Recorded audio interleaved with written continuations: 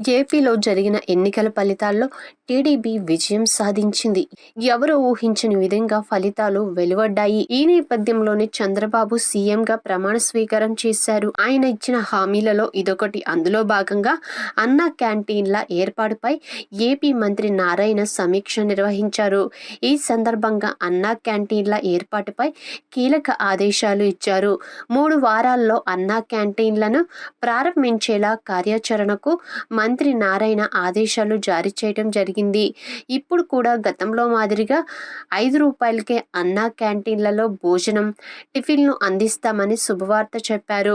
203 అన్నా క్యాంటీన్లను గత టీడీపీ ప్రభుత్వం అనుమతించిందని గుర్తు చేసిన మంత్రి, వీటిల్లో చాలా వరకు భవనాల నిర్మాణం జరిగిందని తెలిపారు. అన్ని రకాల సౌకర్యాలు కల్పించమని గత ప్రభుత్వం అన్నా క్యాంటీన్లని వేరే అవసరాలకు వినియోగించుకుందని వివరించారు. అన్ని రకాల సౌకర్యాలు కల్పించామని, గత ప్రభుత్వం అన్నా క్యాంటీన్లను వేరే అవసరాలకు వినియోగించుకుందని వివరించారు. కండిషన్లో లేని నాటి అన్నా క్యాంటీన్ల భవనాలను రెనోవేట్ చేయాలని ఆదేశించమని వివరించారు ఏపీ మంత్రి నారాయణ. రూ.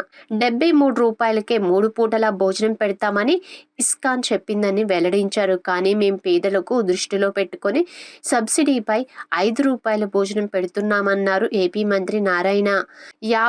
రూ. 58 మే ఇస్కాన్కు నాటి ప్రభుత్వం తరపున చెల్లిస్తుందని గుర్తు చేశారు. అప్పట్లో రోజుకు 2,25,000 మంది భోజనం చేసేవాళ్లని వెల్లడించారు. టీడీపీ హయాంలో 4,25,000 మంది అన్నా క్యాంటీన్లను సద్వినియోగం చేసుకున్నారు. ఇస్కాన్ ప్రతినిధులతో సంప్రదింపులు జరుపుతున్నామని వెల్లడించారు మంత్రి.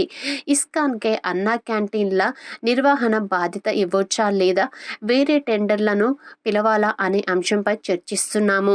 3 వారాల్లో అన్నా క్యాంటీన్లను ప్రారంభిస్తామని ఈ సందర్భంగా ప్రకటించిన ఏపీ మంత్రి, తొలి విడతలో 100 అన్నా క్యాంటీన్లను ప్రారంభించగలమని ఇస్కాన్ ప్రతినిధులు చెప్పమన్నారు.